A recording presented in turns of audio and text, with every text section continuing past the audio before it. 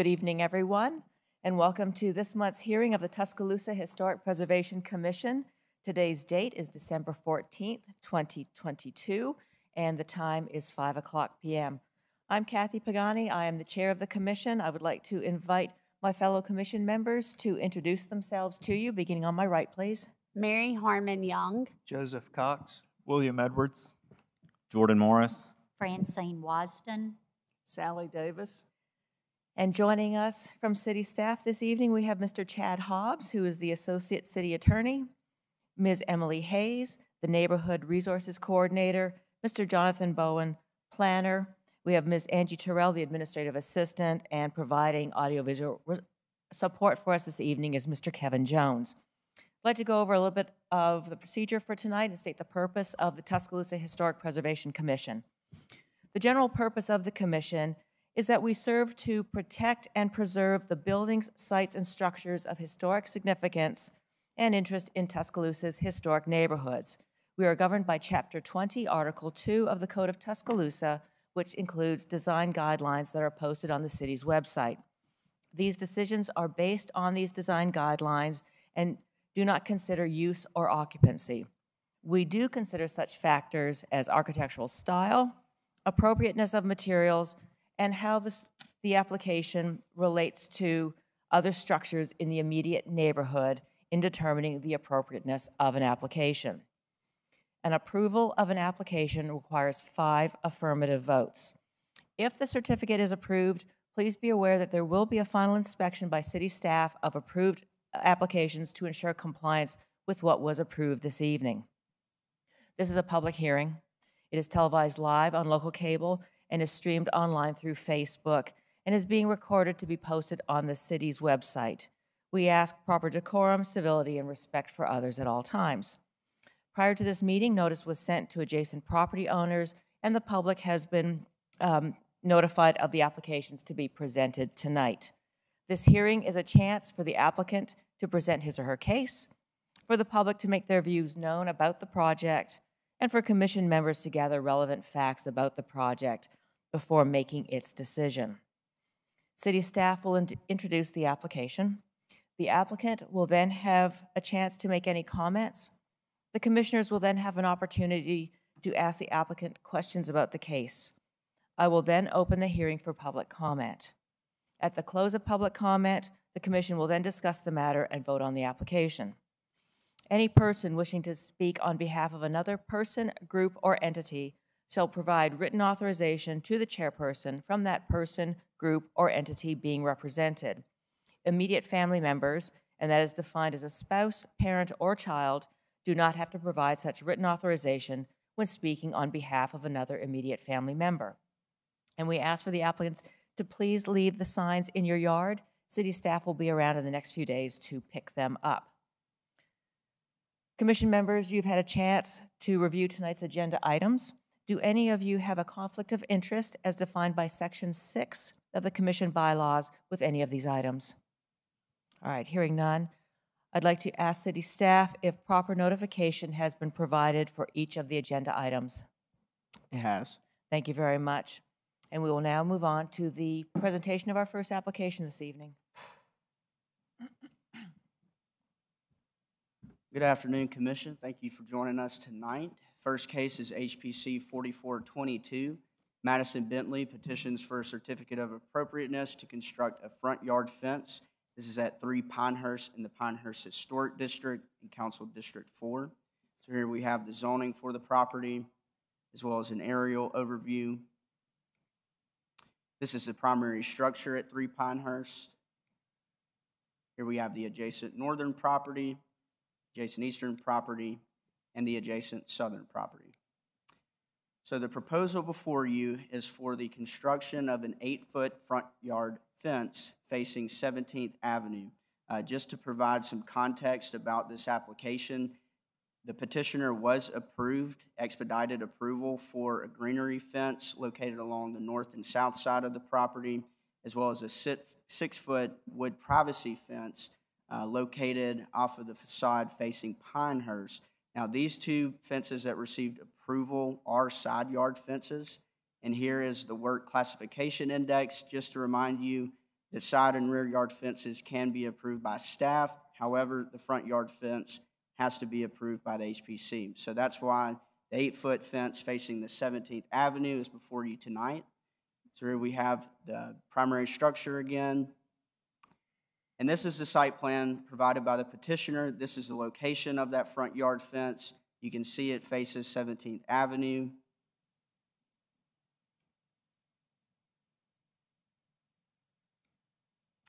And here we have a view from the right-of-way facing 17th Avenue. So the fence will be located just behind the shrubs that you see here.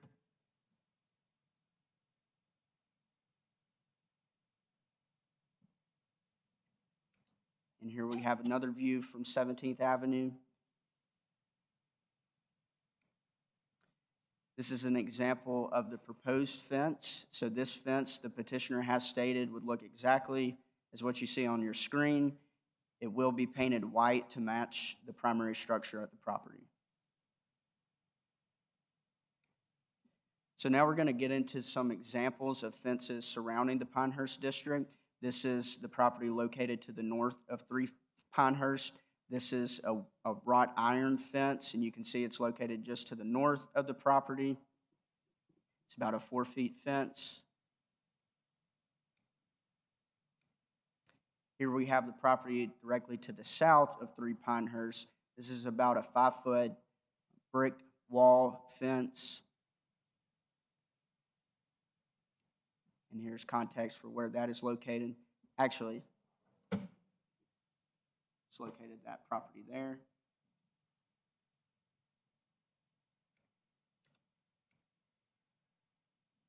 There's that picture.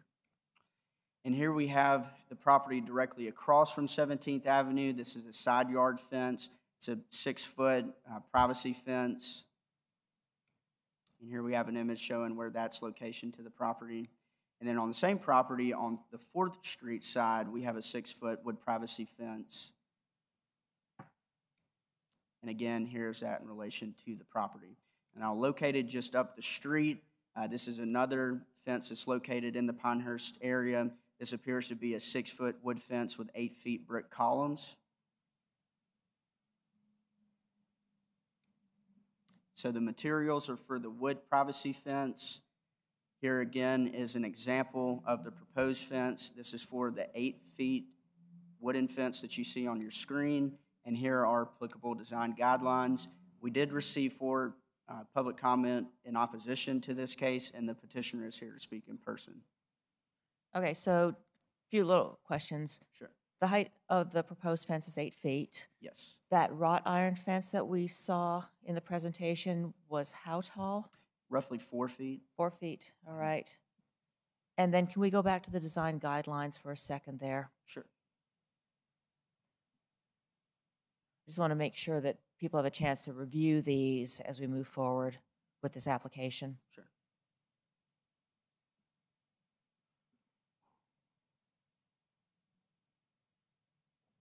Do the design guidelines speak to the issue of through lots one way or another, anything about that?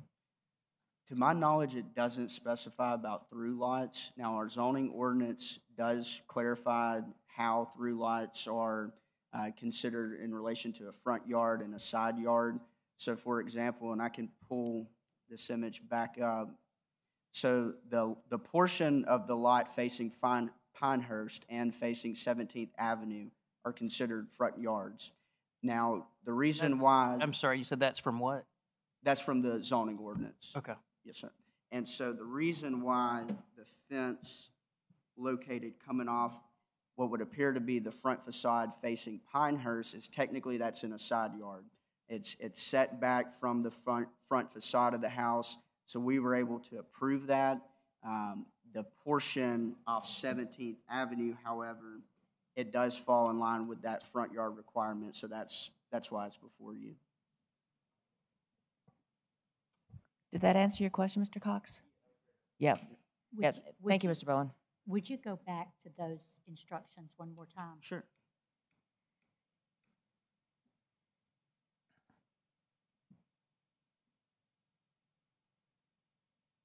So is there anything else in there higher than the 6 feet that's already there, other than this one that they're asking for 8 feet? On 3 On- Pinehurst, or just in the Correct, general? in that neighborhood in general. To my knowledge, I'm not aware of anything over 8 feet or around 8 feet. We did show I that. just didn't know if there was anything else in the neighborhood that was, This is the only fence, and it's located a few properties north of 3 Pinehurst. It appears those columns are over 6 feet, but again, not sure if there's anything 8 feet. Is that fence on a side yard or is it on a front yard? The Well, fence that we just. Corner yeah. lots have 2 front yards. Yeah, so this property is a corner lot, so that it would be considered more of a front yard fence. I'm not sure when this fence was constructed or if it received HPC approval at the time. But this was one example just to show more of the scale of fences in this area. Could you go back to the exemplary fence photo? Is that an 8-foot fence or is it a 6-foot fence? This fence right here, Yes. I would have to let the petitioner confirm that. I'm not sure what height that fence is. But the proposal is for 8 feet, The correct? proposal is for 8 feet. Thank you. Are there any other questions for city staff? So a lot of sort of subtlety with fences, especially for the new commission members. You know, the idea of that the front, the proper front yard and the fence is being just behind that front facade allows it to be expedited review. Because we have a through lot in a historic district, both ends are considered front yards, so Right. that's why we're considering the 17th Avenue side of things. okay. All right. And then the design guidelines do state, you know, to really complement what's there already in the neighborhood, et cetera, et cetera. So are we good? All right. Well, thank you very much. Let me invite the applicant to, can you guys hear me okay? And Dr. Nelson is joining the meeting, if that can be noted on the record, please. Hey, good evening. If you could state your name and your address for the record, please. Madison Bentley, and my home address, or the one I'm 3 Pinehurst. How I'm a about just the designated agent. business, just the business address? Business that work? address. Yeah. Yeah. 1465 18th Street, Tuscaloosa, Alabama. Thank you. All right, so do we have some questions for Ms. Bentley? What is happening at the driveway? The driveway, a double gate that will match all of the fence. So from the outside, you won't be able to really tell it's even a gate. There might be ½ an inch of space just for the hinges, but it'll all flow together. And is that an automatic gate, or is it? It'll be automatic, but everything would be on the inside of the gate, if that makes sense. So from the outside, it will all look just like that picture. And then how, with the, I'm terrible with north and south, but on the far No, right. you're fine. On the far right of the image, how far is that fence going toward that smaller structure? How far away is it going to be? The detached garage, we're going to try to get the fence as close as possible just because the homeowner has a dog. Okay. This doesn't really represent that here Okay. exactly. So tell us a little bit more about that gate then. How wide is it going to be? 12 foot wide, Okay. just to go on either side of the driveway. But like I said, from the outside, you won't even, it doesn't have any like decorative anything. It would look just like the fence all throughout. Okay. That's good to know. Thank you. Yeah.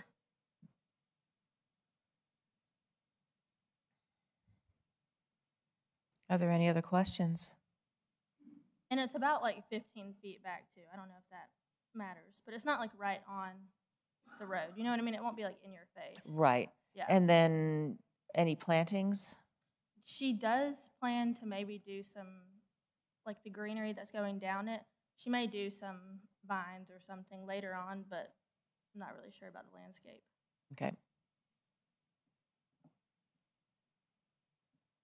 And she did say she's okay with 6 foot if the 8 foot ended up not being okay. Because I did drive down there and there were some 8 foot fences down Pinehurst and down that that next left turn, there was an 8-foot fence, but she said she's open to 6 foot. We just already bought the material for the 8-foot fence because it did get approved with a permit. Right, we understand. Yeah. Any questions? Well, Ms. Bentley, thank you. We'll have a seat, Thank and we you. may, if we need you again, we'll pull you back up to the podium. All right, so let me open the floor then to public comment. I understand we've had some submissions by email. How many and the content of them? Sure, yes, we've had 4 submitted by email. Most of them were in relation to the height and scale of the fence, in opposition to the height and scale of the fence. Okay, and do they relate it to the design guidelines at all in their opposition? They mentioned that in their opposition, and I think they essentially copied over the design guidelines that we presented tonight for their argument. Okay. All right, let me open the floor then to public comment for those who are here. Are you guys hearing me all right? It's okay, all right. So is there anyone here to speak in support of this application? All right, anybody here to speak in opposition to this application? And what we'll do is, I see a number of you there. We typically limit comments to 3 minutes. I don't think we'll have that problem tonight. You all know our procedures very well. So I'll have you come up one by one, just select among yourselves, come up, state your name and your address for the record, and then your 3 minutes will start.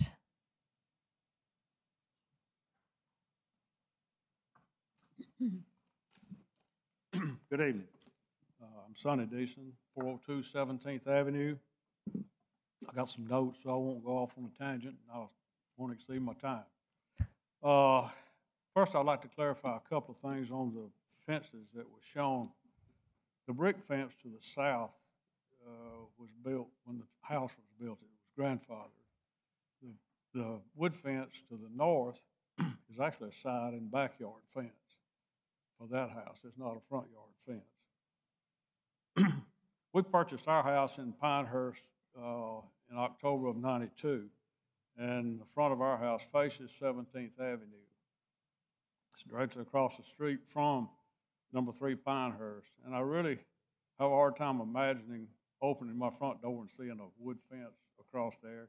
The house has been there since 1916, and it's always been like that.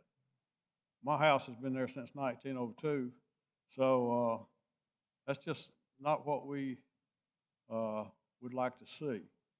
When we purchased our home, excuse me, I can't read my writing. When we purchased our home in '92, we fell in love with the house and the neighborhood. Prior to 2004, when the HPC was formed, we did quite a bit of construction on our house, always keeping the history of the house and the neighborhood at the forefront of our plans. Since 2004, we've been before the commission on numerous occasions with applications, always abiding by the commission guidelines. We've developed a passion for the historic houses in the area and have welcomed the rules and regulations of this commission. We believe the beauty of the historic commission, the historic districts, is being able to drive down the roads and see the historic houses as you drive by. And we've seen numerous people from out of town actually stop and taking pictures of the different houses to capture the beauty of the area. I've previously served on the HPC and realize that a lot of times it's difficult to, sometimes you have a difficult decision that has to be made to follow the guidelines. But really the case tonight shouldn't be difficult. The guidelines are very clear. The house has 2 front yards. The guidelines say no front yard fences. I ask you to please reject this application. If it is approved, I feel that it's going to open a floodgate in the historic districts that's going to be hard pressed for you guys to refuse any other applications. And it could possibly change our districts in ways that none of us want to see. Thank you. Thank you, Mr. Deason.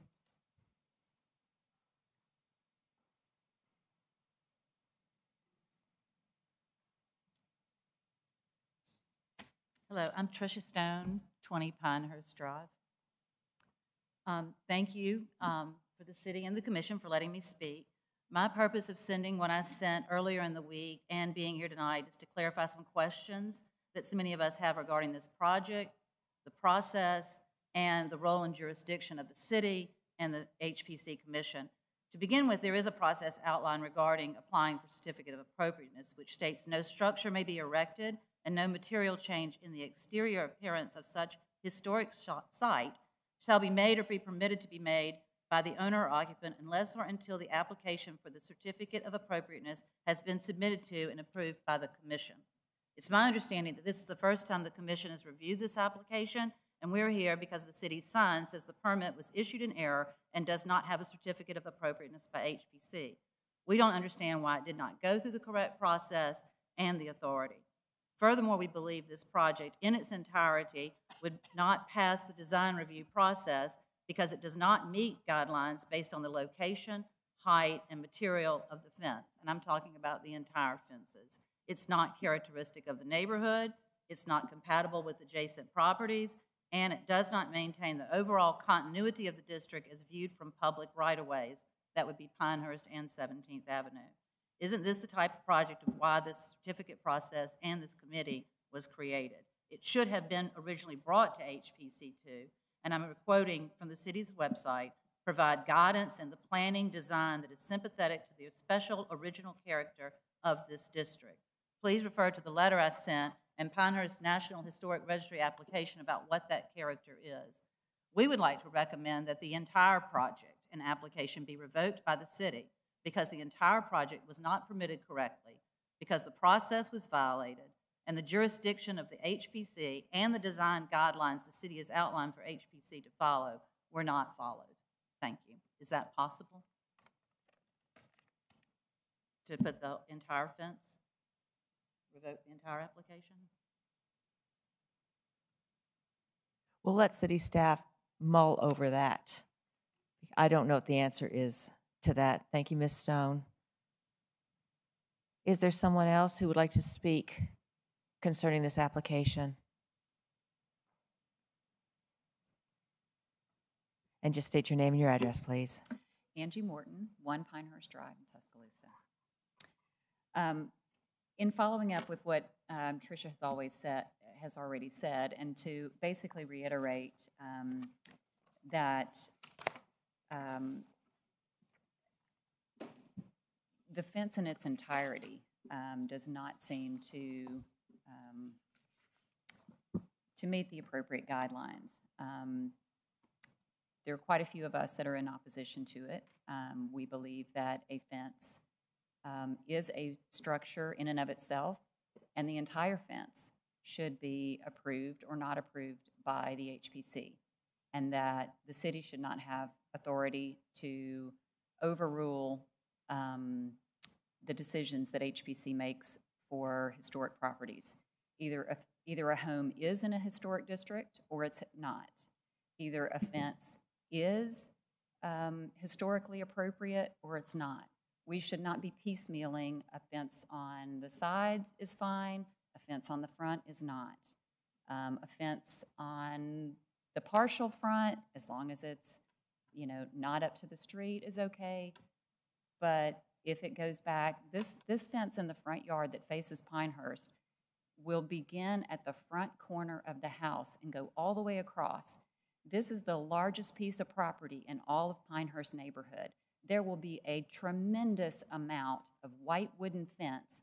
There is not one single house on the entire street of Pinehurst that has frontage onto Pinehurst of a white wooden fence. There are 2 other fences that faced Pinehurst Drive, and both of them are wrought iron. One of them is 4 feet and one of them is 5 feet, and they are both blocked with plantings in front of them. There is not one, I will repeat, there is not one single house that faces Pinehurst Drive that has frontage facing Pinehurst of a wooden fence in the order that we're looking at with this particular home. This house also has wrought iron gates in front of the house. We don't know why they have not chosen wrought iron to if they need a fence, why would the material not be chosen in keeping with what is already existing on the house? So these are issues we have. We would love clarification on why the city has overruled HPC, why the city gave a partial approval for a fence, and you know, why we're here just discussing one piece of this fence. Thank Would you. staff please put the classifications of work back on the screen, please?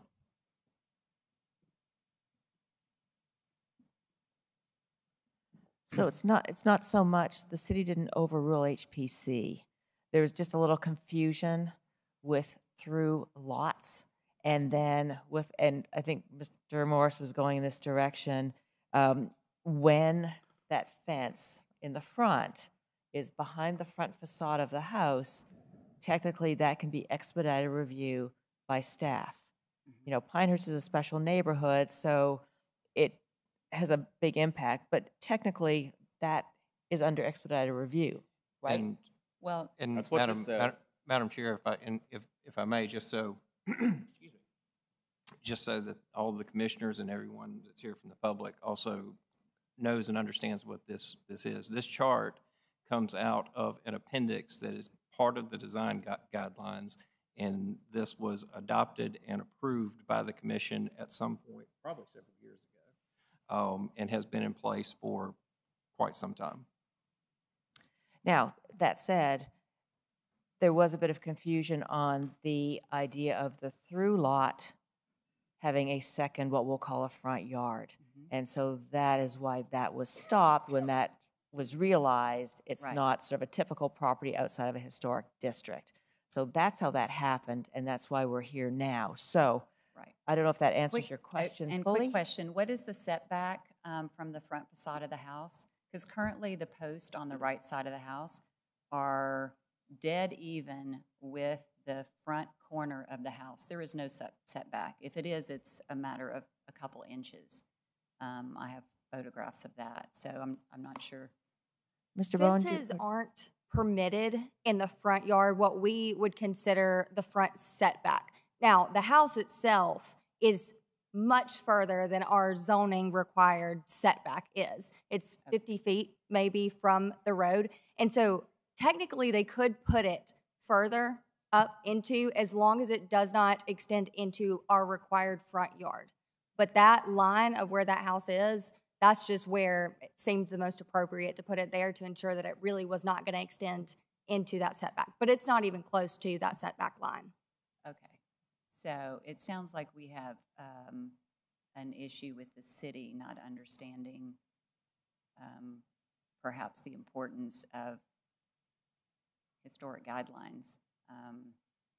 And so that may be a whole other issue altogether, but thank you. Thank you very much. For the record, there are a lot of things in the guidelines that need to be updated, and there hasn't really been much of a push from anyone within the community for that because there is a cost associated. So it would make our lives a lot easier on certain things to have some of that updated, since it's on the order of 20-something years old. Thank you. Ms. Rabel? My name is Judy Rabel. I live at 305 17th Avenue. And I just had two questions. One, in regards to that fence on 17th Avenue. It is a side fence. That house faces Pinehurst, and that 6-foot fence with the brick posts is a side fence. It's not a front yard fence. But the other question I had is, if you're facing the house on the right side, where there are more posts that have already been put in front of the porte cochere, is there going to be a gate there? And is also, as addressed over here, is there going to be also a gate where those posts are across the driveway in front of that, adjacent to the garage, going to the side yard fence? So you're talking about beyond the gate for the driveway? Yeah, the gate on the driveway is on 17th Okay, Avenue, if I understand correctly. but there are two other driveways at the front of the house. There's a porte Sorry. cochere on the left of the house and a driveway where the garage is. I may be saying right and left backwards. Where the garage is, there's also a driveway that goes all the way through. And my question is, are there going to be gates on those two places? Because those posts in front are in front of the porte cochere, right against the house, where something has to go across there. If the posts are there, they have to be there for some reason. And that would be the then side yard fence coming from those posts that are already in the ground. We can ask the applicant's representative. Anything else on this case? Nope. All right, thank you very much. And Ms. Bentley, we'll pull you up here in just a moment. Is there anyone else here to speak on this application? I'm Lewis Fitz with 19 Pinehurst. The question I really have is that it's not a function of jurisdiction, but I don't understand why the city would go ahead and allow the fence to be okay on the sides of this house, knowing that you're in a historic neighborhood, premier historic neighborhood. I mean, this place is pristine, and people have spent so much time and money to make these houses, to redo these houses and so forth. I do not understand why the city would go ahead and do that without coming to the Historic Preservation Society first. I don't understand. Thank you. Is there anyone else present who would like to speak in support of or opposition to the application?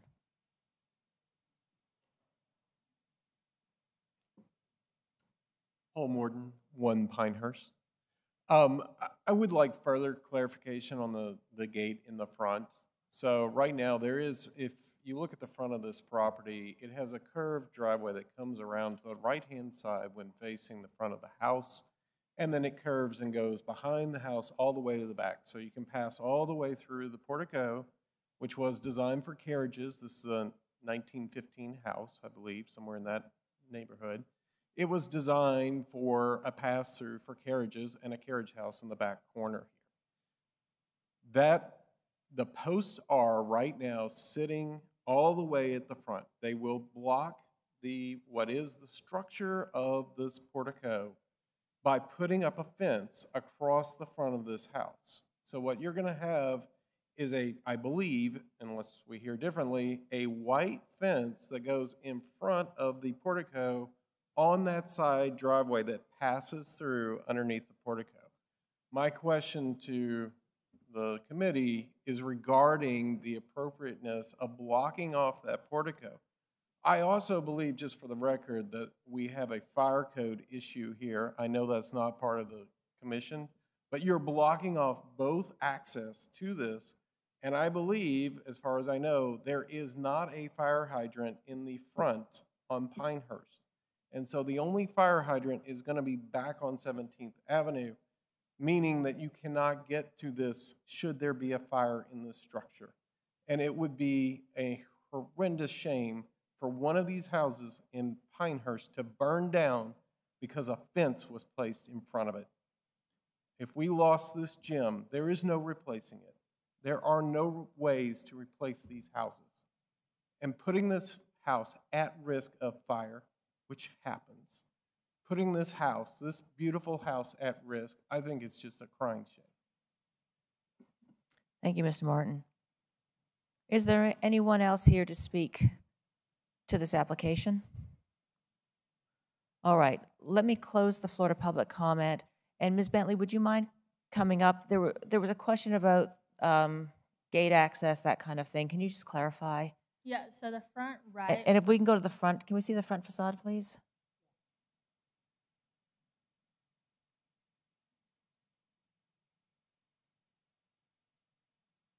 So the front right there would have a manual gate over, but it would still look the exact same from the outside as all the fence. It just won't be automatic because she said they don't go in that way. They go in through the back.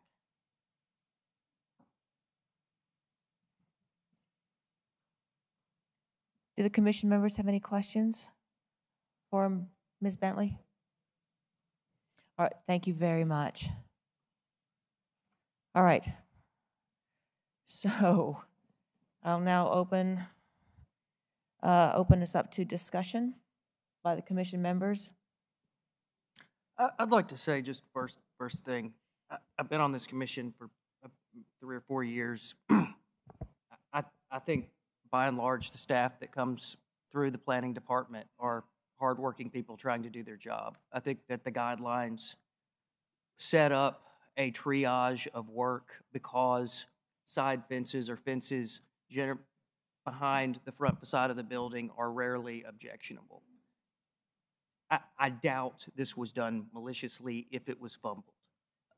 So I just, to the extent that this is sort of an attack on the city, I don't think you're going to get it right every single time.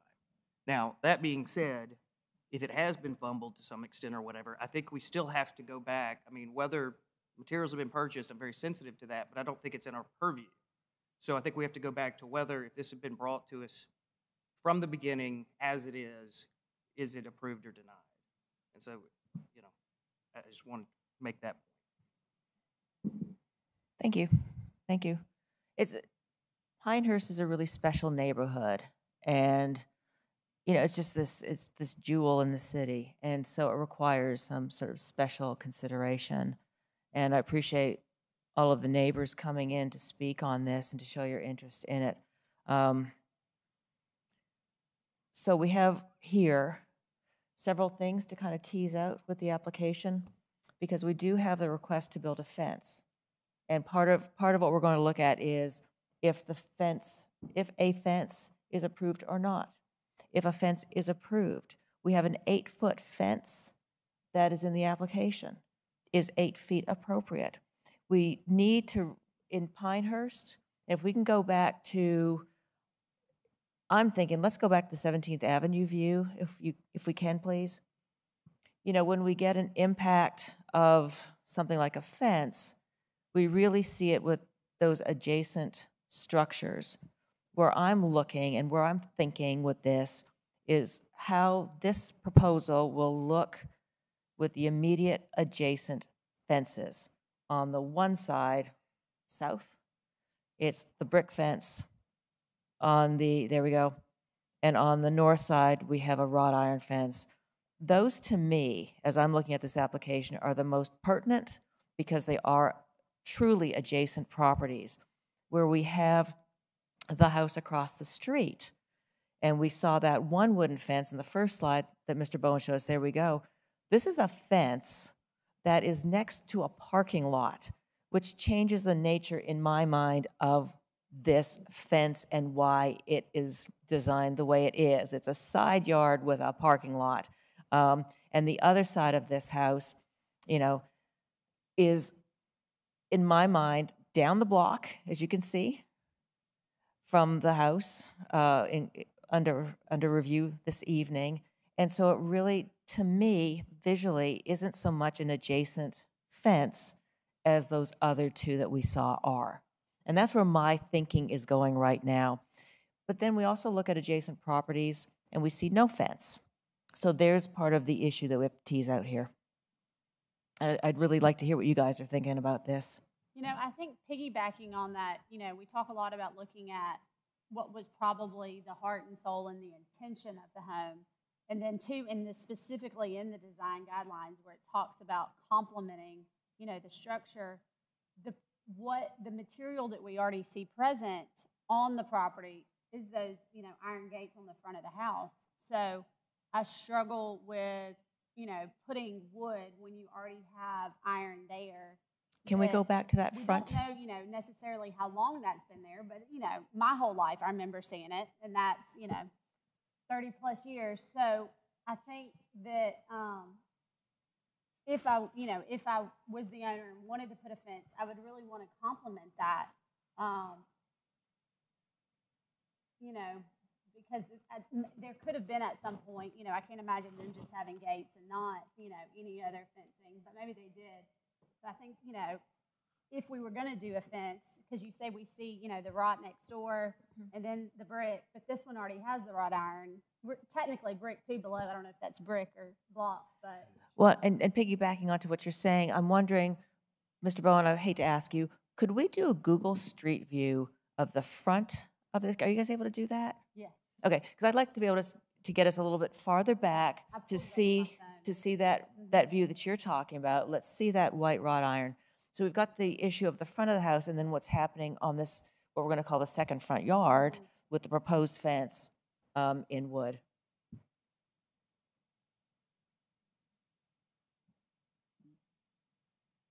I think another thing just to point out is that this house is so central to the neighborhood. It is literally right in the middle of Pinehurst that it has an outsized effect on the neighborhood and the other structures. And that, you know, when you buy this house, I think that's part of what you take on. And so broader notions, which are included in the fence guidelines of continuity and complementariness, are particularly salient here.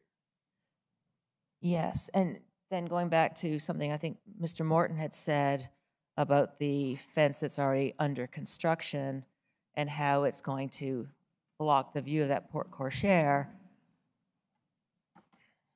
sort of a major architectural feature of the house, right? So we've got that, but the fence that we're looking at, what we're discussing is not that. That's a different issue. We've got to sort of, Dr. Davis. I would just say, I mean, I drove through there recently. Pinehurst is not very big, but it was laid out with a specific idea of how the houses would relate to one another. It has an overall aspect that doesn't just have to do with this house or even the ones adjacent. It has to do with the whole drive down into the cul-de-sac, the left turn going back to 17th. And I'm afraid the proposed fence goes against the continuity of this very special district. And that's one of the guidelines. It's wrong in height. It seems wrong in material.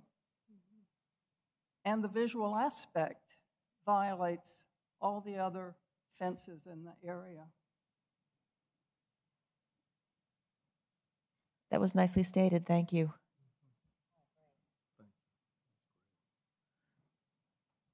So then this brings me to a question I have for city staff and Office of the Attorney.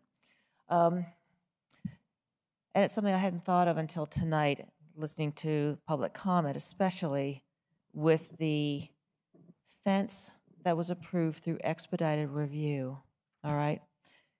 Should it happen that the commission this evening does not approve the fence that we're considering now, what happens to the expedited review fences? Pinehurst is an unusual historic district, and in a way, as we've kind of been talking here, I think Dr. Davis put it in a beautiful way, talking about this sort of the character of the neighborhood, and the intentionality of how the houses were laid out, and the visual of that whole neighborhood in Pinehurst. I guess the question is, that expedited review fence is not up for discussion at all anymore. Is that correct? Asking about the parts of the project that were approved through an expedited review. Yes. I would have to say that if the commission has granted authority to staff to approve certain work through an expedited review, and that permission has been granted, that there's not a way for the city to revoke that permission. I mean, that makes sense to me, Mr. Hobbs, but I'm wondering, because the project was permitted on one permit, and the city has, i.e. 3 sides, and the city has revoked that permit generally as being erroneously issued, is the side work still approved? I'm not sure that there was a permit Or certificate or- the, you know, the HPC guidelines and the city's municipal code don't talk about permits. I meant for this type certificate of work. appropriateness. You know, again, if a certificate of appropriateness has been granted under an expedited review where the commission has given staff authority to do that, I don't know that staff has the ability to revoke that certificate of appropriateness. Who can revoke it?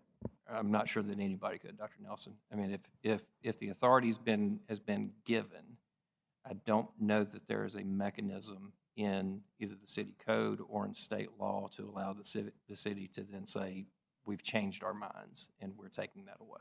So to reiterate, we're only allowed tonight to make a decision on the 17th Avenue side. Is that correct? The application that is before the commission tonight is the portion of the fence that would be installed on 17th Avenue. Yes, sir. Is that typically how a front yard fence would work, that the commission would be considering only the facade portion while the side portions would not be before the commission? This is the first fence of this nature that I've dealt with in my time working with the commission. So I don't know if I can give a good historic overview of how these fences have been handled in the past or in other cases. I guess what I'm saying is if typically the process would be for a backyard fence, where any part of the fence is a front yard fence, then the whole project comes before the commission.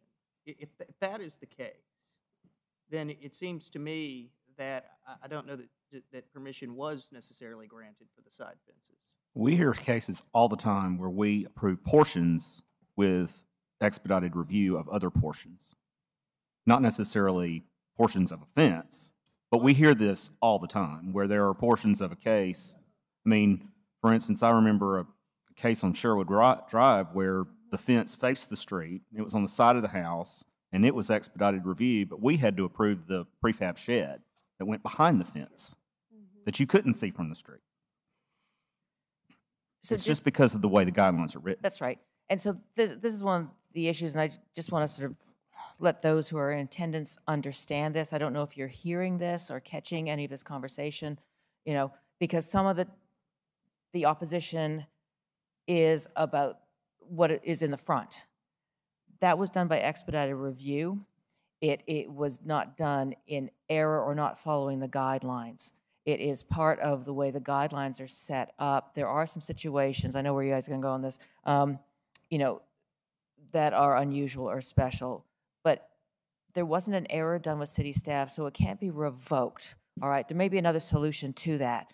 Now, typically, when I close the floor to public comment, I close the floor to public comment, but tonight's different. I'm happy to see that you are here and that you are really engaged in this application. So I see that there are 3 of you who are interested in saying something, and or a question. So I will allow that tonight, sort of a special dispensation for you guys if you want to say something, but we're going to keep it short. So I have Ms. Stone, you will need to come up to the podium.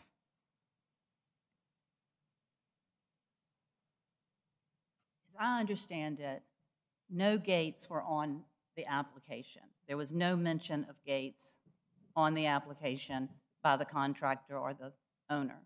So this is the first time tonight, even the city has heard about, if we could go back to that Google Street View, a gate that's going to go in front of, I can never say the word correctly, porte-cochere. This is the first time anybody's heard about a gate that's going to go in front of that opening, and there'll obviously be a gap in front because the opening is taller than 6 feet.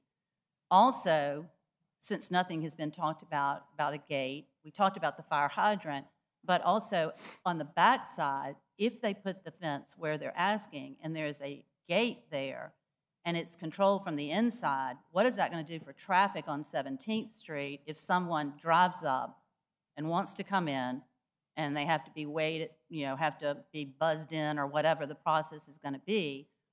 Are they going to be blocking traffic on 17th Street while they're waiting to get in?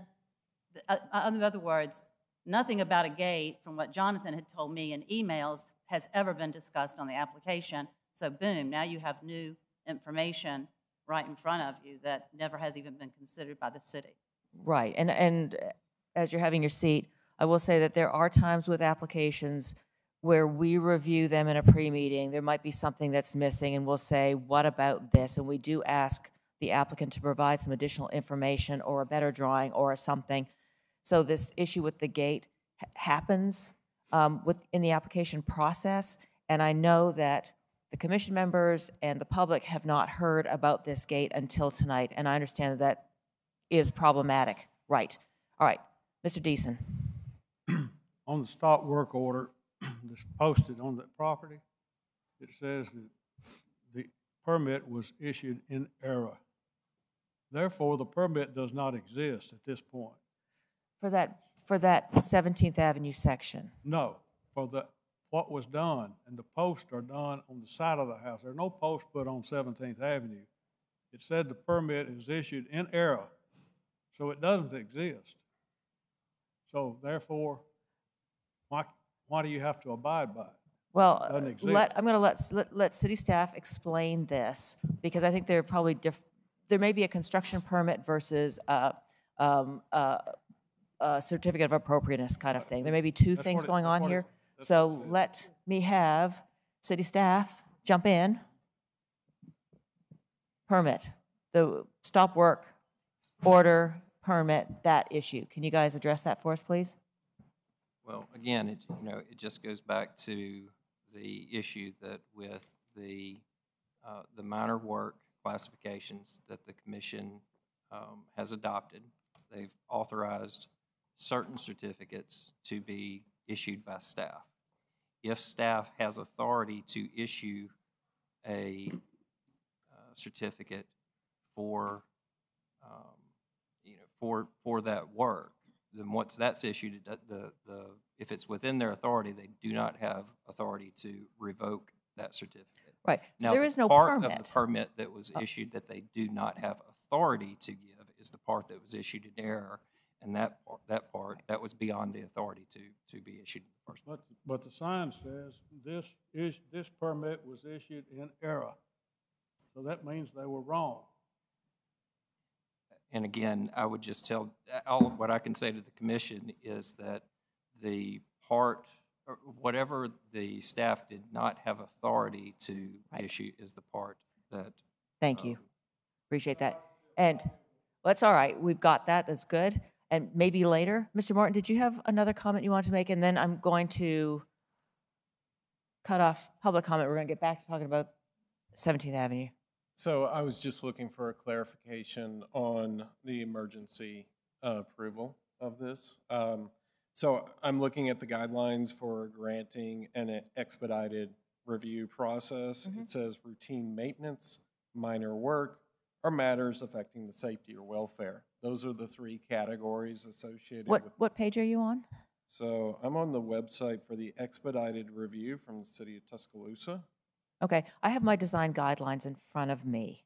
And so what you're seeing on the website about expedited review, there's a little bit more detail in the design guidelines, but go ahead and I'll tell you. Yeah. My question is, I assume under this that it's not routine maintenance. Obviously, it's a new fence. It's not obviously safety or welfare, clearly from what we're talking about. So it must have been considered minor work.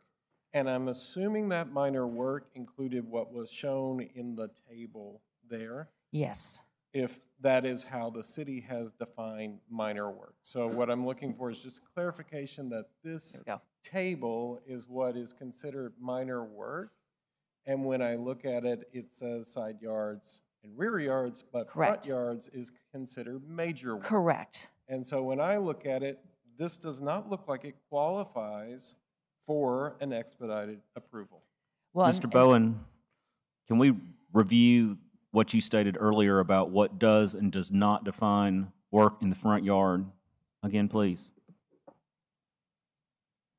Sure. For the front yard, for it to be considered a front yard fence, it would have to be located in that front yard setback as defined by our zoning ordinance. In this case, the facade facing Pinehurst, the portion of the fence is not located in the front yard. It is considered a side yard.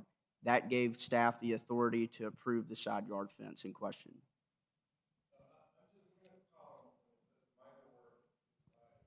Right. Mr. Morton, are you talking about the Pinehurst side or the 17th Avenue side? Okay.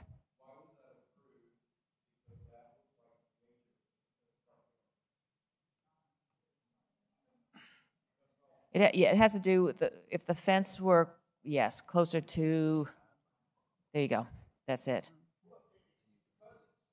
It's because it's behind the front plane of the home, correct? Well, there's a setback. There's a big setback on that one. Is it the setback or the front plane of the home? There are two things going on, but we've got the setback too. So it depends on, it surpasses the setback and it's also behind the house. So that's what I understood the rule to be. I guess I think maybe to try and clean up some of the crosstalk is the porte-cochere was considered to not be part of the front plane of the home, I guess, is what happened.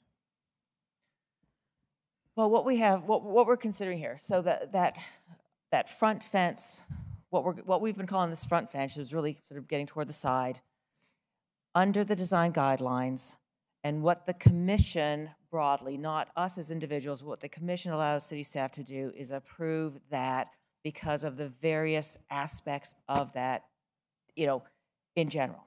All right, we've got this special property, so it's problematic, but according to the procedure, that was fine. Now, what we need to do is let's get back to talking about 17th Avenue, because that expedited review was done in error, right? That is also considered, because it's a through lot, it's considered, in this case, a front yard. It's therefore major work. This is why it is here tonight with us. Now, we've got to look at this application, and I want to kind of circle back around to something that Dr. Davis had said, because I think it was a very nice sort of summary of a number of things going on here.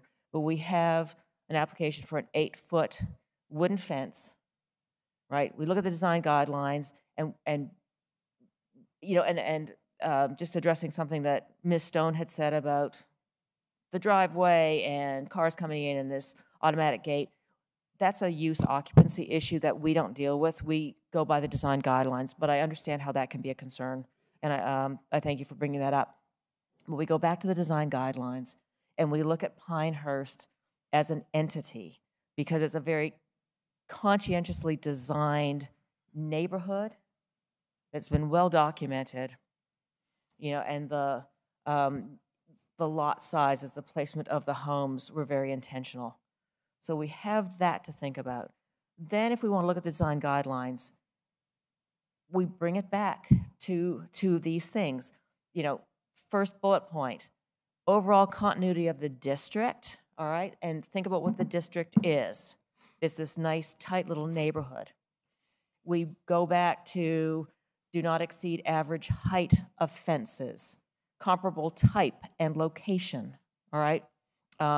Relate the scale, the height, the materials or ornateness of design to existing structure or neighbors. And I think we need to focus on that, talk about the 17th Avenue section of that fence, because that's what's here for us tonight. And it's been a learning experience with this whole project, but tonight we look at 17th Avenue. And so I'd like to know what you guys think. I do not think it meets the guidelines that you've set. All right, say that nicely into your microphone, please. I said I do not believe that this meets the guidelines that is set before us tonight. Thank you. Other comments? So I think bullet point 4 here, which says, do not exceed average height of fences and walls comparable type and location found on adjacent properties, generally not to exceed 6 feet. The proposed design seems to be in conflict to that on multiple points. If you look at the adjacent properties to the north and south, they are iron fences. I believe the other one is a brick fence. And so you would have effectively two fences of similar height, dissimilar styles, but I think putting an 8-foot wooden fence, if it were to be whitewashed even, would be sort of a garish affront to the design guideline. And there is a certain openness of the existing fences too, with the open work brick on this, and then of course we have the openness with the wrought iron of the other fence on the other side of the property. When I came in here this evening, I can we go back to the guidelines, please? You know, in this fourth bullet point, there's the discussion of the height, and I go back to precedent and context just about every time, because it's kind of what we look at, and it's the main consideration for me on most every case. The only time that we have ever allowed fences in my time on the commission that's greater than 6 feet is because there's some sort of reason related to terrain or something like that, where one side is higher than the other, and on the low side it exceeds the 6 foot. As far as that, the word generally, I think is what's most important here, because that kind of ties it all back to the context. It does not allow a 6-foot fence by right, and so effectively it comes back to the context. There are these other fences that are not immediately adjacent. You know, those, even though they are on corner lots and they feel like side yards, the zoning ordinance defines them as a front yard. So yours on 4th Street, Mr. Deason, is a front yard fence per the zoning ordinance. And the one that faces 17th Avenue at 27 Pinehurst is a front yard fence. This is a front yard fence, even though it feels like the rear yard of this home to the homeowner. So as far as all of those things coming together, I think it ties just back, like the chairperson stated, that we've really got to get back to these two most adjacent, because they're the large lots, they're through lots, and I think that the height of the fence is my biggest hang-up. You know, you've got this brick and you've got this wrought iron, and so I think just having a fence of any kind is not prohibitive, but having something that's fully opaque and having something that's as tall as it is and taller than the two on either side, I have some hesitation, primarily related to this first point. Can we go back to that street view again, 17th Avenue? Well, and one thing too, context is everything. Precedent can be a difficult one, because with some of the things, and just moving forward as we look at some things, we will see something in a historic district that was done before the HPC existed. And so it's really difficult sometimes when we talk about context and, you know, and something that's already there, windows on a home. We really need to know when it was done, if it was done by with approval, where we have known we're setting a precedent on something. So Mr. Morris makes some really great points there, but I think the context of this is crucial, and the adjacent properties, looking at them, is crucial to this. When we see, you know what, I would like to see, can you guys do Google Street View again on this one? Just, I want to see a broader picture of this. I want to see what, like, this was awesome. Thank you for doing that.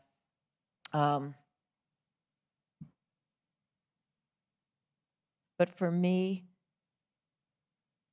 that full context, yeah, just roll us around there. That full context is crucial to this. And the impact it will have in this nice, tight Pinehurst Historic District.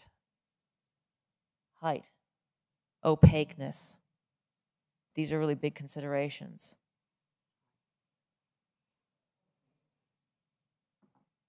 So I'd like to know what the commission members think. We've had a lot of discussion on this thing. I think if you know, looking at the two adjacent, that because there's already iron on the property, I would be more willing to approve an iron fence there versus the brick, even though it's adjacent. Kathy, I'm glad you brought up this particular view because when, again, like you're talking about, when you look at this in the context of the northern and southern adjacent properties, if this had been approved or had been proposed as like a wrought iron fence, something that you could clearly see the property behind the fence, that's, to me, that's one of the defining features of Pinehurst as a neighborhood is how open and visible all of the houses are. So if you're this particular position of viewing, I mean, just imagine this entire field of view being obscured by, an 8-foot tall fence. To me, that is not in following with the characteristic of the design guidelines. Well, and if I may offer, you guys want to hear my opinion on this? Okay, you're waiting for my opinion. All right, let me give you my opinion on this thing. I am not comfortable with approving an 8-foot fence made out of wood. I'm not comfortable approving a 6-foot fence made of wood as presented. I might consider a wrought iron fence of a appropriate height, but I don't know. And we don't have that in front of us this evening. We are looking at this. So I'm telling you where my opinion is going on this one, seeing this view. We have this fairly long section. Picture the fence there along this long section in the Pinehurst Historic District. I'm not comfortable with approving that. That's my personal, this is of the design guidelines, looking at this, hearing the evidence, hearing public comment. This is where my opinion is going on this application. I wasn't sure what I was going to do until I heard everything tonight, but this is where I'm thinking now. Well, So, as we've discussed in the past, any of those differences in materials or height or anything like that are substantial enough changes that they could come back with another case without having to wait 6 that months. is where I was going with this, and I'm glad we are of the same mind. Mr. Morris and I have worked together long enough, he can read my mind. So where I was going with this, telling you my opinion, not knowing where you are with this, is that I am not in agreement with the application as presented this evening. And I'm not going to discuss changes on the fly about this. So we have options depending on, and Ms. Bentley, I'm saying this for your benefit right now. It puts you in the hot spot. I know you are. I know you are. So I'm telling you because the reason I'm saying this, to sort of move things along a little bit, is that if an application is denied, if you don't have 5 affirmative votes, then you have to wait how long well, you can make a new application and come back right away, right? If it's a different. So generally, and I think Mr. Morris said it a few minutes ago, generally if an application is denied, there is you can't come back on the same application within 6 months. Right. However, if the application is substantially different from the one that was presented, there's not a time limit on because the option is, should it appear that this will not get enough votes this evening, there is the option to continue this and come back next month. Now, I don't know if you've heard some of the discussion here.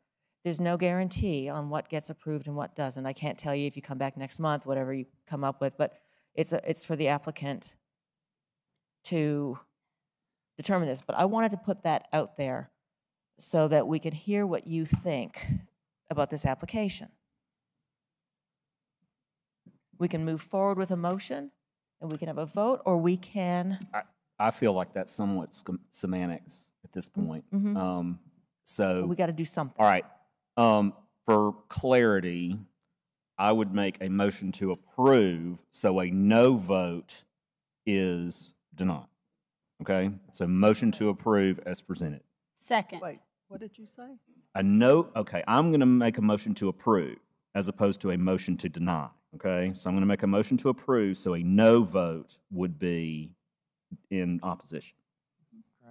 And also, and just to that point, so that everybody can keep in mind, as the chair said, it requires the affirmative votes of 5 commissioners in order to approve a certificate of appropriateness. If you vote in opposition to the motion, I would ask that you state for the record the particular criteria out of the design guidelines that you Right, feel like and have not been met. and what we will do is we will vote first because we don't know where it's going to land, and then those no votes will then, for the record, state why they're in opposition to it. And then to make it clear, the applicant can come back with a different application for the fence. So, Ms. Bentley, do you have this so city staff can help you interpret all of this? All right, so we have a motion to approve the application as presented, and I have a second. Now we're going to vote on this. Now remember, if you vote no, you're voting in opposition to this application. So I'm going to begin on my right. Ms. Harmon Young. No. No. No. No. No. No. No. No. All right, so Ms. Bentley, the application has not been approved this evening. I'm going to now poll the commission members, and you will hear why they're in opposition to it. And we're going to start at the other end this time. Dr. Nelson, state your opposition. The second one was the biggie for me. I couldn't get past complimenting the buildings and do not detract from their character in relation to their neighbors with the design, scale, placement, and materials of fences, walls, and gates. Thank you. Dr. Davis? It violates the overall continuity of the district. The height is wrong. The materials seem inappropriate. Ms. Wasden? Yes, I totally agree. As I stated earlier, I do not believe it meets the guidelines as set before us, and especially the height. That was one that I immediately did not approve. I think I said enough on record earlier, but primarily this second one, as far as the design, scale, placement, and materials, specifically as related to the 2 adjacent properties that are on through lots. Yes, and again, look at the context. It does not. It would detract from the character of the neighborhood. The height is not appropriate. For me, bullet points 1 and 4, which is overall continuity, I feel like does not represent the character of the neighborhood, and then also height of the fence. Yeah, more the same. Continuity of the district, complementing the other buildings, and the height, and generally detracting from the overall uniqueness of the neighborhood. Yeah, I was not a fan of the height, the material, and like I stated, with it already having iron on the front of the house, even if you were to look at the 2 specific adjacent properties, I would have to go with iron. So those are my main concerns. All right, so Ms. Bentley, the application was denied this evening. What I would encourage you to do is to talk to city staff about the next steps in this, should you decide to move forward on that fence. All right, thank you for your patience, and thank you to all of those who came out this evening. Be careful out there, the weather.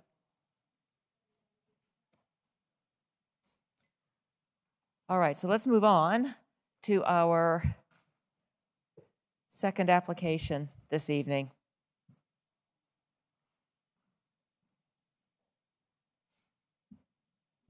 Before we begin this application, this petitioner could not make it tonight. Let us know right before the meeting so we can continue to present, or if you would rather continue, wanted to give you that information before we got into the... Did they request a continuance? They did not. They said if the show can go on, they're open to that. But if it was continued, they would be okay with that as well. Well, I'd like to suggest the show go on. Okay. So we look at the application. The applicant has given Mr. Bowen permission to either present it to us or, depending on how it goes, we could request a continuance, but why don't we, let's move ahead. Sure. Since we Okay. have it all here. All right, next case is HPC 4522. Edward Prunty petitions for a certificate of appropriateness to enclose an existing rear porch on the primary structure and for also the construction of a pool in the rear yard. This is at 4 Hillcrest in the Hillcrest Historic District, Council District 2. So again, here we have the zoning of the property as well as that aerial overview. Here we have the primary structure on the property, the adjacent eastern property, adjacent western property.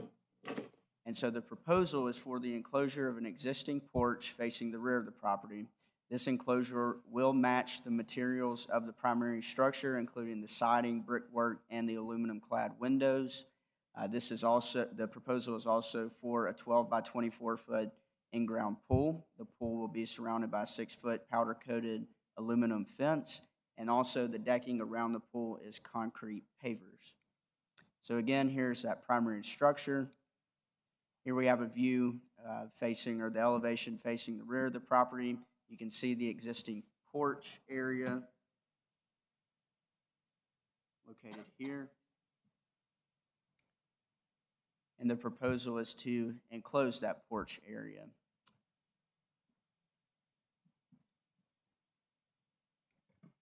Here we have more of an aerial overview that shows that enclosing or the existing porch and where they plan to enclose that. This is the site layout for the proposed pool. So on the left side, you will see the current site plan of Fort Hillcrest. On the right side, you will see where they drew where the pool would be placed. In the middle is more of a dimensional site drawing.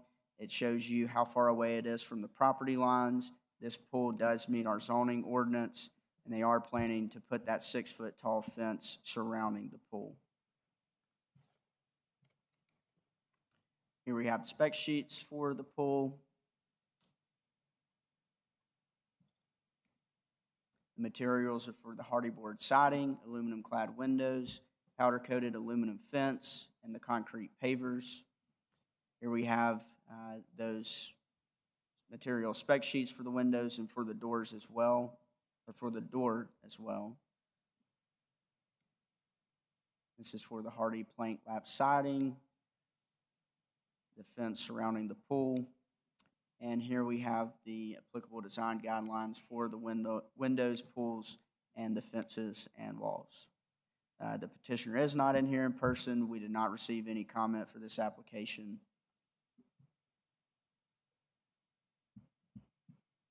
Are there any questions for city staff? There are some specific portions of the guidelines related to enclosure of porches. Do we have that can be referenced? We can pull that up.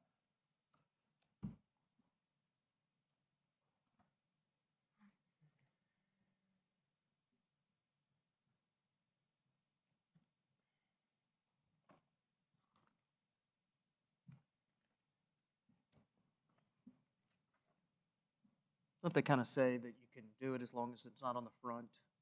Yep, not on the front, shall preserve the original configuration of columns, handrails, and other important architectural elements. Just wanted to have that discussion for the record. Absolutely. Put it out there.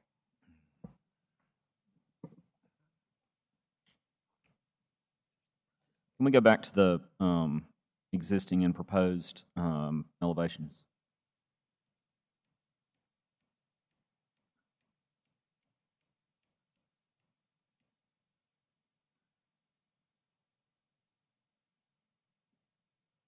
And the proposed.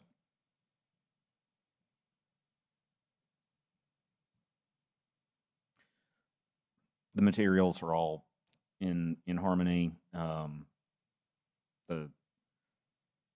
It's not really changing the massing or the proportion or anything like that of this. I don't have any issue with it. Thank you. All right. Any other questions for city staff? Right. Thank you. Just I may have, so the windows, the siding, it's all approved materials. It is, and it is to match that's existing on the primary structure. Thank you, Mr. Bowen. Let me invite the applicant or the applicant's oh, I'm sorry, he's not here. It's been a long night. All right.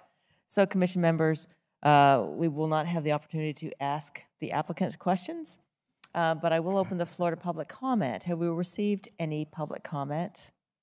Is there anyone here to speak in support of or opposition to this application? All right, let me close the floor to public comment, and let me open the floor to discussion or a motion by commission members. Motion to approve as presented. I have a motion to approve as presented. Do I have a second? Thank you. I have a motion to approve and a second. Any further discussion? All right, let's vote on it, folks. Motion to approve. Beginning on my right, please. Yes. Yes. Yes. Yes. Yes. Yes. Yes. Yes. Thank you. Mr. Bowen, can you let the applicant know that his application for this evening has been approved, and to let him know that there will be a final inspection, and if anything changes, he is to talk to you first. We will. Thank you. Yes. All right. Next case is HPC 4622. Jeff Smith petitions for a certificate of appropriateness for the design change to the roof on the primary structure, and also for the removal of 2 trees on the property at 1026 Myrtlewood Drive. This is in the Myrtlewood Historic District. So here again, we have the zoning of that property, as well as an aerial overview. This is the primary structure on the property. Here we have the adjacent northern property, the adjacent eastern property, and the adjacent southern property. So the proposal is to replace the existing shingle roof, so keeping the material the same, but changing the design to more of a dimensional shingle roof. And we do have examples of those, and also for the removal of 2 trees. So again, here we have the primary structure, and we've taken these images from adjacent houses, properties. This you can kind of see the dimensional aspect of the roof, and also the house directly beside. 1026 also has that more dimensional roof. And then here are the 2 trees in question. The petitioner stated that the tree you see on the left side is grown into the electrical unit on the house and grown into the house itself. And then also this tree you see at the front of your screen. We did not have an arborist letter for either tree. The materials are for the asphalt shingle roof. Here are those spec sheets that shows that more dimensional design. And here are our applicable guidelines for roofs. The petitioner is here to speak in person. We did not receive any public comment for this application. Thank you. Any questions for staff? The trees don't meet expedited review? So because they're larger than the 12-inch diameter at breast height, it has to come before the commission.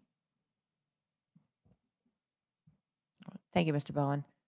I'd like to invite the applicant or the applicant's representative to come on up. And if you could state your name and address for the record, please, sir. I'm Jeff Smith. I live at 7 Greenbrier Lane in Aniana, Alabama, 35121. I have a question for you. The second tree, why is that coming down? Both those trees are in my electrical lateral line, service line. Okay. They got to be trimmed or removed, one or the other. They got to be trimmed because it's just growing right into that electrical power line. Okay, trimming is different than removing. I can see a problem with the tree on the left, with the roots and things. Just want to get clarification on that.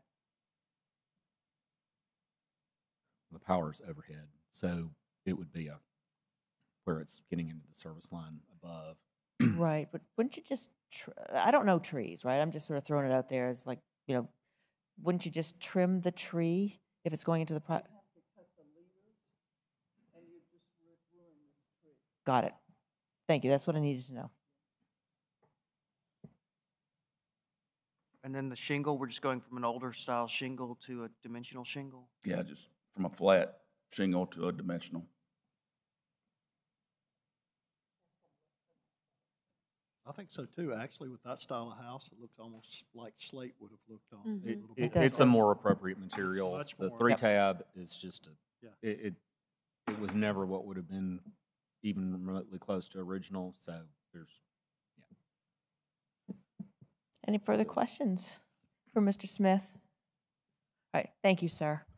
We've received no public comments submitted. Is there anyone here to speak in support of or opposition to the application? I'll close the floor to public comment and open the floor to commission. I don't know anything about trees, but these trees don't seem to me to be of particular significance, and there is a justification for removing them. And as Jordan said, it seems like the roof change is appropriate. I agree. Was there a motion in there? Motion to approve.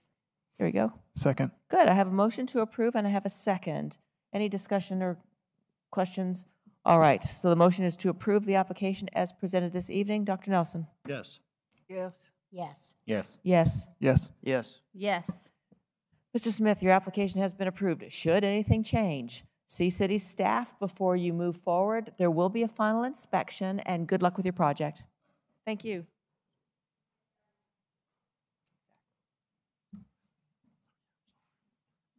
All right, next case is HPC 4722. Tim Leopard has been notified of repairs needed to maintain a home in a historic district and must appear before the HPC for approval of those repairs.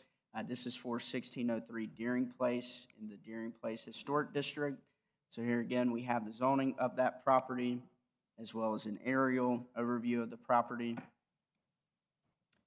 So again, here is the image of the primary structure. Here we have the adjacent northern property, the adjacent eastern property, and the adjacent western property. So this same exact proposal came before you in 2020. It was approved as presented. So we have shortened the presentation. All of the materials to be used and the design aspects to be changed were included in the packet, but this application was previously approved. Because it is a violation case, it is back before you to get reapproval. So you see that's to replace all the windows for aluminum clad windows, to add windows on the front and right elevation. You'll see on some of the site drawings that we have to install a stone base on various parts of the primary structure, modify the eaves, replace existing siding with cedar shingles, also to rebuild some of the hard awnings on the front and rear elevations, and to add dormer on the right and rebuild some of those dormers. So again, here's the primary structure. And this is the drawing of what's currently there. And here is the proposed elevation of what is to be replaced. And we do have couple of images that just highlight some of those areas that are changing. I know the petitioner's representative will be able to speak on those changes, and if there are any questions about those changes, we just wanted to go through some of these images to show and notate some of the changes on the front facade.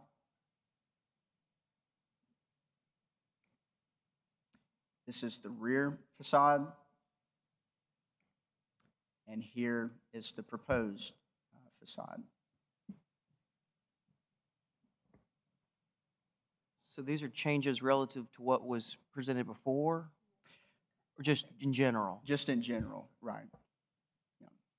And so my understanding is that this is informational.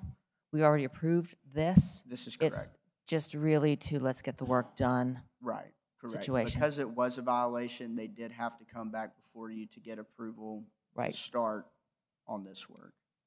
And so here again, just some of the changes that we've highlighted.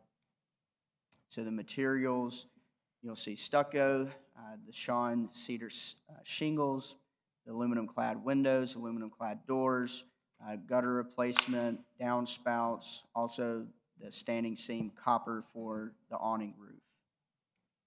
And here are the applicable design guidelines relative to this proposal. It is quite extensive. We did not receive any public comment for this application, and the petitioner's representative is here to speak in person. Thank you. Any questions for staff? We're good, thanks. Let's have the applicant's representative come on up. If you could state your name and your address, please. Hi, I'm Steve Mouzon, 2015 11th Street.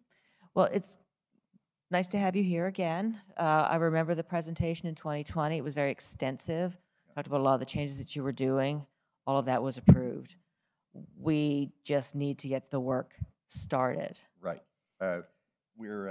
Everyone involved on my side of the team is fully aware of that and fully prepared to move forward. So that's and I think everyone is going to be happy to see it to completion. It's going to be a huge improvement over what it was. And I'll tell you what I said in 2020, and that is that in the beginning, my sense is that the House wanted to be in the great English arts and crafts tradition of Edwin Lutyens, C.F.A. Voisey, and so forth, and that it was kind of a folk version of that then. And since then, there was a movie 20 years ago called A Series of Unfortunate Events. And so this house might as well have been a star of the movie because everything went downhill from the time it was first built over a number of revisions over time. And so what we're actually proposing to do is not to bring it back to its original condition, but to actually go beyond that to what it dreamed of being in the beginning and didn't quite get there. Well, we look forward to seeing this. I definitely remember being a very thorough presentation, and I took no issue with any of those portions. Yeah. My only question, just so it can be stated for the record, is that it is the exact same application that we reviewed last time. We haven't had any modifications. I literally took the existing drawings from before, attached a new certificate of appropriateness, and did not change one line or one word. Okay. It's the identical proposal. That's all I needed to hear. That's perfect. I Thank you. have a question, if it's not inappropriate. When will it begin?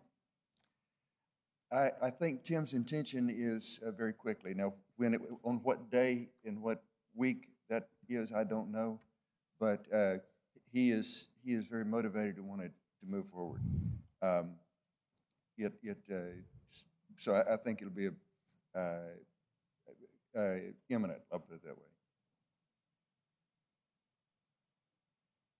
Any further questions for Mr. Mouzon? All right, thank you very much. We've had no public comment. Is there anyone here to speak in support of or opposition to? I'll close the floor to public comment. And commission members, we make a motion on having the project move forward. Yes. Motion to approve as presented. Do I have a second? Second. Thank you. A motion to approve, and we have a second as presented. Oh, let's start with Dr. Nelson. Yes. Yes. Yes. Yes. Yes. Yes. Yes. Yes. Yes. Mr. Mouzon, good luck with the project. We're excited to see it start. And if anything should change, you know to see city staff first, and there will be a final inspection. Good luck with it. Thank you.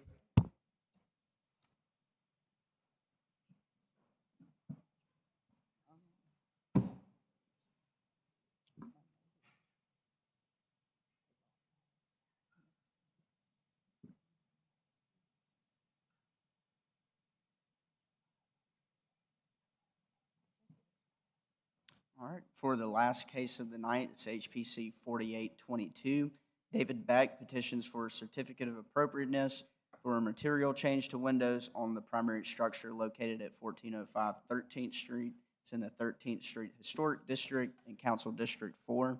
So here we have the zoning of this location as well as an aerial overview. This is an image of the primary structure on the property. Here's the adjacent northern property. the adjacent eastern property, and the adjacent southern property. So the proposal is for a material change to all the windows from wood to cellular PVC. The petitioner is also proposing on the east elevation to replace 3 single-pane windows with windows to match the primary structure, and we have some images to show that reflect that. They are also proposing to replace 2 windows in the courtyard section with 2 15-pane French doors. So again, here's a primary structure on the property. Here we have various images of the windows located around the property. These will all be maintained and designed. The only thing changing will be the material.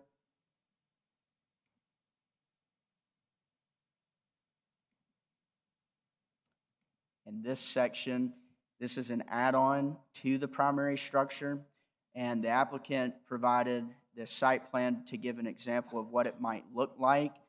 It was noted that the light pattern is not reflected on the site plan that you're seeing, that it will in fact match that on the primary structure. So these windows are to be replaced with those like for like on the primary structure. And also, this is more of the courtyard section, so they are removing those windows you see there, removing the door, and going back with 2 French pane doors.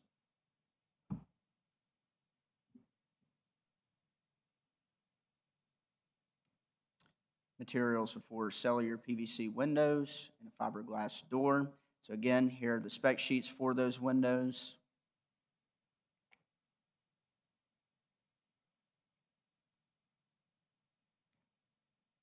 And the spec sheet for the fiberglass door. Here are the applicable design guidelines for entrances and doorways as well as windows. We did not receive any public comment for this application, and the petitioner is here to speak in person. Are there any questions for Mr. Bowen? All right. Thank you very much. I'd like to invite the applicant to come forward and state your name and address for the record, please. I'm David Beck with Becker Company Construction. I'm the agent for the Jamie and Lisa Hill. Well, thank you for coming this evening. Ma'am. Thank you for coming. So I thank y'all for coming out in this foul weather. It's a tough night, isn't it? Does anybody have any questions for Mr. Beck? In the area where the French doors is going and the other windows on the other side, you've got that board and batten kind of pattern of the siding. Is that going to be maintained when that reconfiguration happens? We're not moving any windows, and they're going back exactly the same pattern that is there now. Okay. Except at the addition. With the exception of this hideous addition. Yeah.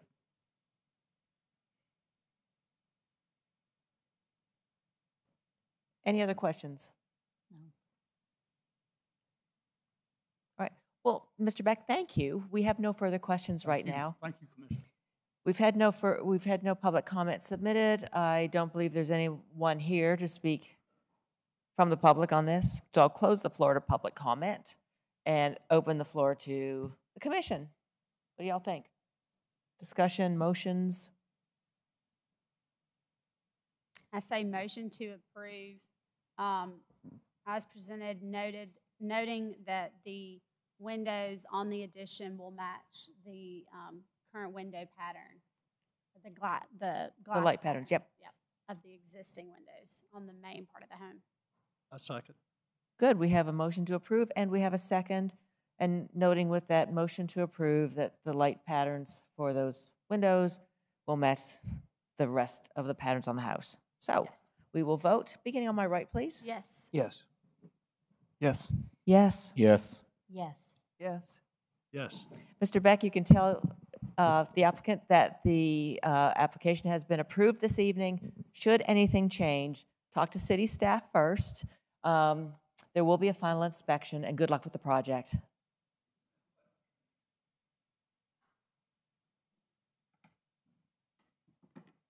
All right, and the last things is that we have approved 5 expedited reviews since the previous HPC meeting. We would also, from everyone at city staff, like to wish our chairperson a very happy birthday. We're thankful you chose to spend the night with us. Thank you. Can't imagine where else I'd want to spend my birthday. Yeah. Thank you very much. And that concludes this month's hearing of the Tuscaloosa Historic Preservation Commission.